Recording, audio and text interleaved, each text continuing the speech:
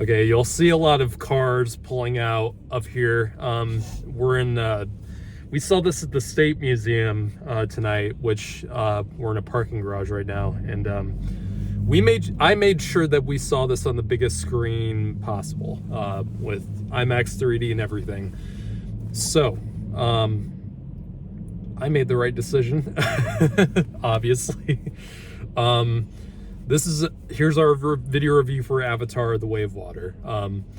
A film that has been talked about for so many years at this point. Like, it felt like we were never going to get this movie because of how long James Cameron has been building this up for years. I can't even remember the first time I saw production photos, because I swear I saw production photos of the cast filming an underwater scene with the dots on their face. I can't even remember when that was. It felt so long ago.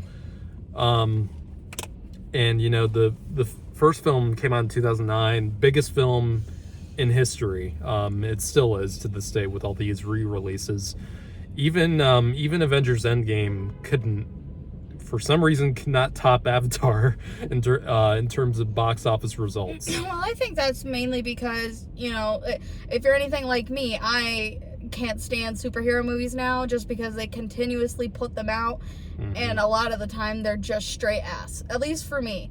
Like, they're made well, but I just can't get behind them anymore just because they put them out so often. I'm getting tired of them myself. So, especially with Marvel. Yeah. So just for something else. Occasionally, I don't like bringing up Marvel in every single review.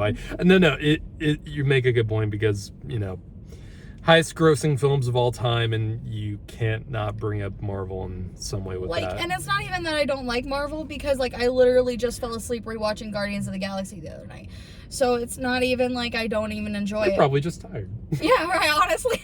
But I fall asleep all the time watching, good movies I like. Yeah, rewatching good movies. But this movie is not something that I would be able to fall asleep to. Like the first Avatar, I rewatched it the night before we watched this one, and I did not fall asleep. It was 2 a.m. before I went to bed, because I was watching that movie.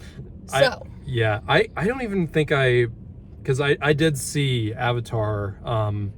I think I saw it twice. I was 10 years old, I think, when the first film came out. I did see it in the theater. I don't even think I saw it in IMAX in 3D. I did. I sure did. My parents were like, this movie seems dope as fuck, and we're all gonna watch it in 3D, and I did. For some reason, I don't think I just saw it in normal 2D. And I like the first film. I've always liked it. It's original, and this one was too.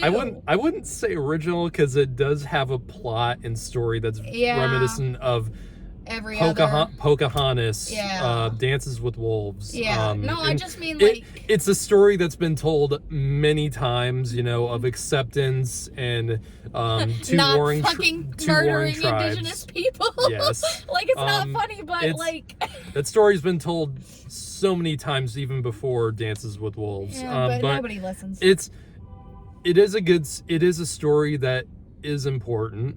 It obviously is important that we tell that message over and over again, because we still will never learn. And some of us will. Some of us will. It apparently takes James Cameron to tell it, because James Cameron, regardless of what you think of him as a person or even as a storyteller, James Cameron has the magical ability that so few directors have nowadays, that his films manage to just bring people together. This guy has been doing this since the 80s, with from Terminator, and now we're to Avatar. And he has I don't even know how many more of these he's gonna make. 4 of these. He's gonna make. Oh yeah, I think he has been planning to make 6 of these movies by the time he dies. I'm all for it. As long as they're still good. Yes. Because I can get behind it if it's good and he has something new. for each thing. Like, this one was completely new, and I'm afraid of the ocean, but this movie was so good that I completely forgot that it was set in the water. So I'm afraid of the ocean too, and very scared. This movie made the ocean just beautiful, goddamn gorgeous, just wonderful. And yeah, and obviously Cameron loves the ocean. Like he's explored the Mariana Trench, for Christ's sake. Oh, what a fucking weirdo. Absolutely not. I can't do that. I'm scared. You know, he obviously loves, you know, promoting environmentalism, which is awesome. I think which is absolutely great. And nobody else is doing it. And this is his Star Wars, like, in terms of, you know, Lucas created Star Wars, and this is James Cameron's answer to that. Like, it's his own creation, its own world. Despite, you know, okay, I'm gonna bring up, you know, the comparison to other movies and other stories.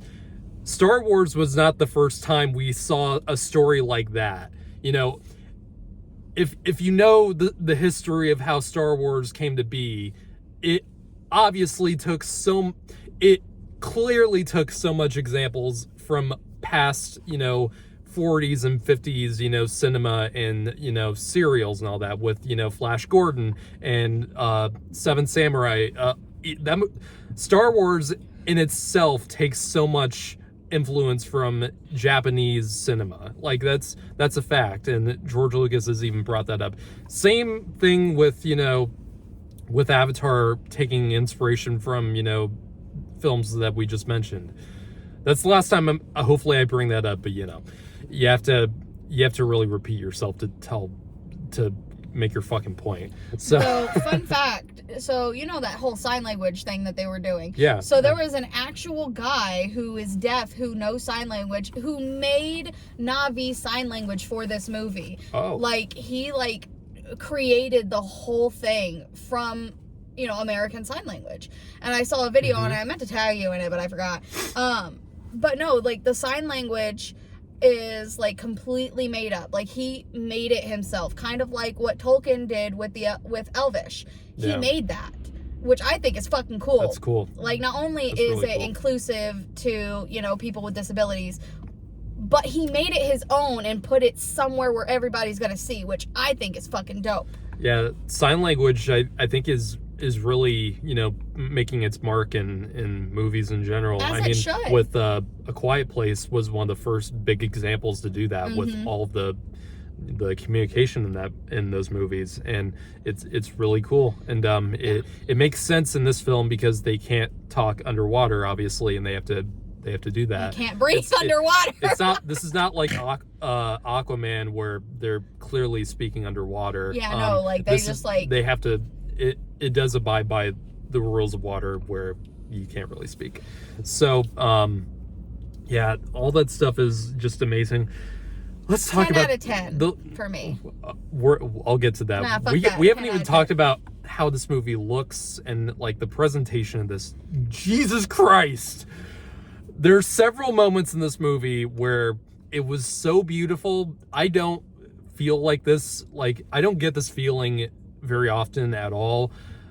So few times do I actually watch a movie, like, in a theater, and I am just so confounded by the beauty I am seeing that I almost start to tear up. I almost teared up several points in this film just because of how gorgeous everything Oh, fuck you. was. I almost cried. Like, straight up, cried. The first scene where they go underwater and they see all these amazing looking creatures, and they see everything for the first time. That is magic. It's like so magical. It's like what I want our ocean to look like if it wasn't so fucking terrifying. Like, holy shit. The water, like, just. I don't know how did they film it in the ocean? Yes, they didn't film it in the ocean. They did film it, like, in water. But in, like, a giant pool or something? Yeah. Dude, that's fucked. Like, the fact that they can make a whole ocean just by putting their people in a fucking pool is insane to me. I need to watch, as soon as behind the scenes, like, documentaries get made for this movie, I need to watch all of it, because I'm just amazed by how this movie is like almost every frame has CG in it, and it's just remarkable how real everything looks and feels. Like it compared is just, to 2009, it only got better. and the first film still looks amazing to this day. To this day, I just rewatched it. It's fantastic. It still looks like a movie that came out today. Yeah, like now. In terms of when you compare it to other films that I mean, but it was the same way with Jurassic Park. Like they had that CG down. So, you know, it's amazing how some of those movies from years and years ago, like Jurassic Park or Terminator 2, and the way that they use CG and they still blend it with elements that are real. And it's still compared to shit CG we get today sometimes. Like I hate to keep bringing this up, a lot of the Marvel CG and how they're just keep rushing all these visual effects houses. I mean, Thor: Love and Thunder, seeing that on the big screen was like, I can't believe that they allowed this to happen. Like the CG in Thor: Love and Thunder, like to compare to this movie, is just, I can't even believe these came out the same year. Well, like it's that bad. I think with something like that. I think what people forget to think about is the fact that people want these movies in such high demand that they don't even care what time gets put into it. It's all about quantity over quality. They don't care about the quality of those movies. James Cameron is one of the few filmmakers today that really is asking the visual effects companies, he's allowing everyone to take their time, make every single frame look great. Good. Fantastic. And I do want to talk about the frame rate of this movie because I don't know if every single showing of this movie has this. It probably doesn't. So this movie, we saw it in IMAX 3D. And the 3D looks great.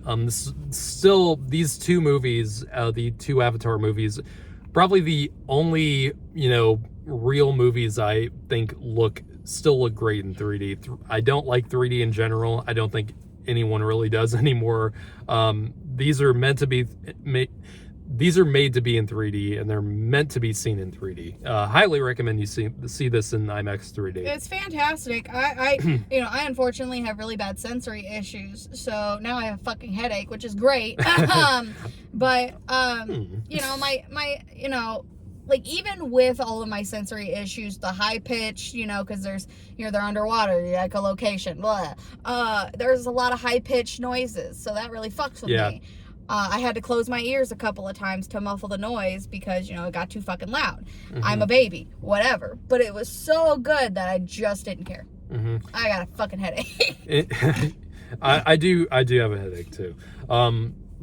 But the frame rate of this movie is kind of interesting because it, for those of you who don't know, I don't know if you know this, do you know the standard frame rate for every movie? No, dude. 24 frames per second. That's the average. So almost every single movie you see is shot at 24 frames a second. That's kind of slow compared to what you can get. There's a reason why, if you guys don't know this, the reason why so many 24 frames a second is the main, is the standard, is because of it's the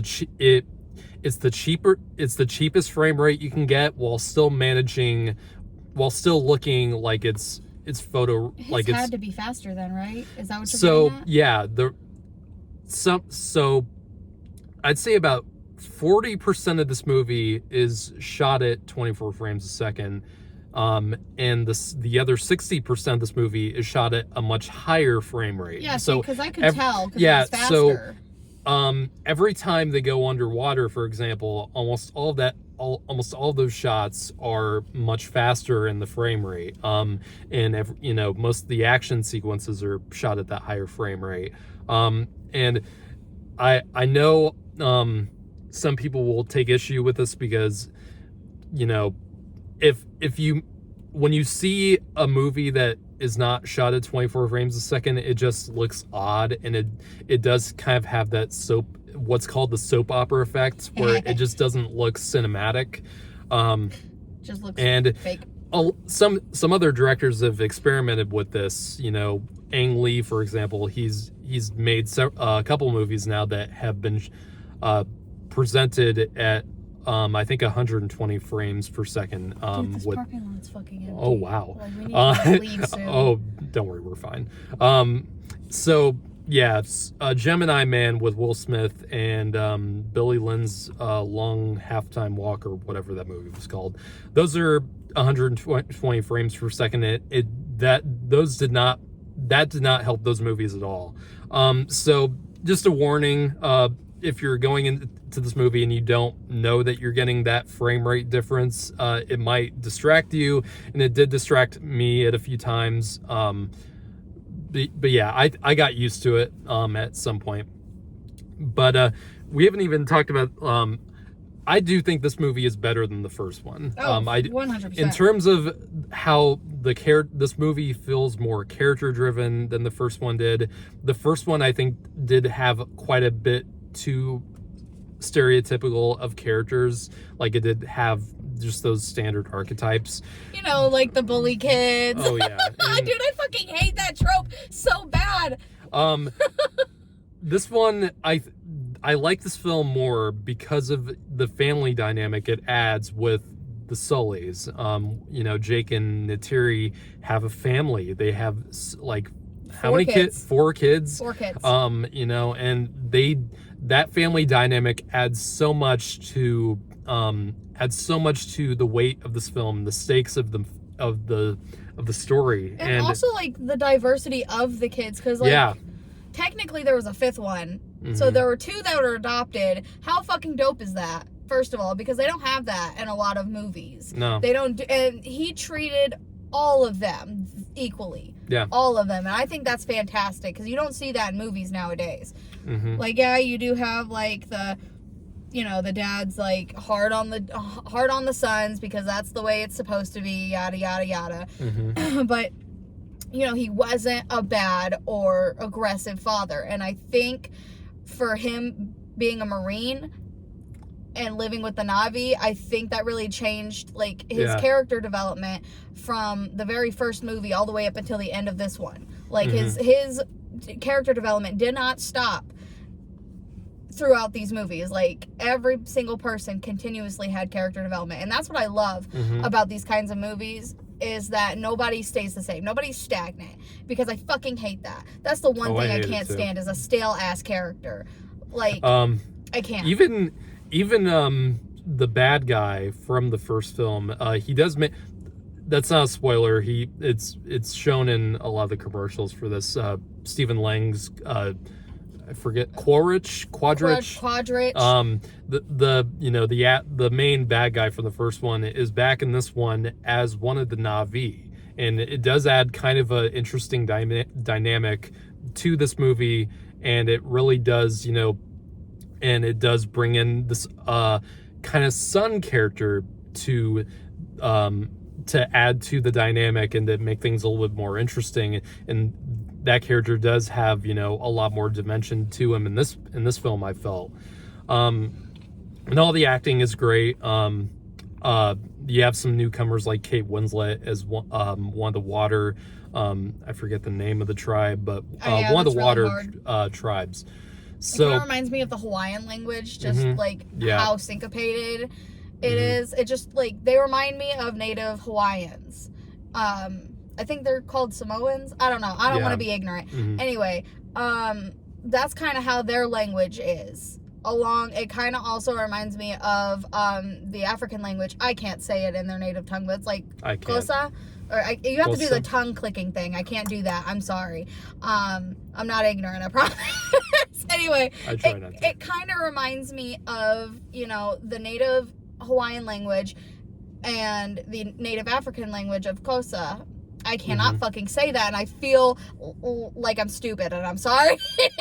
But that, like, low key, like, that's how I feel about the language, and especially with the sign language that they incorporate into it. I just think it's very diverse overall. Like, oh yeah, this I said, 10 out of 10 would recommend. Yeah, this this is pretty long for a non-spoiler review. I will probably be doing a spoiler review tomorrow with the guys that I did the Black Panther review with. Fuck them, I'm funnier. Yes, you were very funny. Hey. But yeah, this is a movie that I think everyone is going to see, regardless of what you thought about the first film, and regardless of what, there's so much backlash against the first film because of its status that it is the highest grossing film, and, Which I don't understand. If you're going to get pissed off that a good movie is a good movie, what are you doing with your life? I have problems with the first film for sure. I don't even think it's that great of a movie. I like the first film. I really do. Blasphemy! No. I like the first film, but I do have to acknowledge it does have some problems. See, I'm not. I'm just the average, nobody watcher, so I just like everything. I'm easily amused. I think this film is better than the first film in terms of how it builds its characters, in terms of the dynamics and the stakes of the story. It does play around with more things, and it has so much, it really does add to the world building. I think my only real problem with the first film, and the way it, I think the thing that kind of drives it back for me and some other people that feel that way is, I think Cameron put more emphasis on the world building in the first film rather than the characters themselves. Right, but I think that's kind of the point, especially with him planning on making 6 movies. Yeah. So the first one has to be world building. He has to show you the world. He has to show you all of this stuff. Mm-hmm. Because if he doesn't, then you're going to move on to this next movie and be like, what the fuck is going on? Who are these people? Mm-hmm. Meh. You don't understand. So, I understand from his, as an artist standpoint, I definitely understand the world building. And, I mean, you're still gonna give Cameron your money, and you really did. You all gave Cameron your money, so it's not like it's not like you can really do anything. And you know what? When the and next you're gonna movie see comes this one out, too. he'll get You're my gonna money see too. that. You're gonna see this one too at some point in the theater. On Disney Plus, in the theater, no, one of the two. Don't wait for Disney Plus to see this. See this in the theater. Sponsor me, Disney. How dare you. So, to give my rating, I don't even like ratings anymore. I'm gonna give this an 8 out of 10. Oh! That's a good rating. No, it's not 10. 10. You don't have, I don't have the... Everything is love or hate these days. It's fine to just really like a movie. I was fucking 10. I haven't, before I wrap this, before I turn the camera off, I'm not on Twitter anymore. I'm so glad I'm not on Twitter anymore, with all the shit that has been going on there. So I am not, as much in tune with other people's opinions as I was when I was on Twitter. So I don't know what people are saying, the normal people are saying about this. I know critics like it for the most part, but I don't know what certain film nerds' reactions are to this, and I don't really care. Yeah, no, because they're too. I don't care anymore what you think. Yeah. I'm at the point where it's if I like a movie, then I like it. I don't have to worry about what you think about it. Yeah, because all of the I hate to say it because not everybody on Twitter is bad, but no. But it's given bad people a voice. Yeah, and it's not y'all don't deserve a voice. Y'all absolutely do. Your opinions matter. But however, you can't be trolling fucking windbags. Thank you. Have a great day. I made him get off of Twitter because I've never gotten on Twitter. You were not the main reason why. Oh, whatever. Anyway, I fucking hate Twitter. I've always hated Twitter. And now that Elon's got a hold of it, fuck you, Musk. Anyway. Yeah. It's not worth it. A bunch of people just dislike this video. I don't give a shit. Dislike it because of me. Dislike it because of him. I really don't care. I don't like Elon. Fuck Elon. Yeah. But bottom fucking line, this movie is great.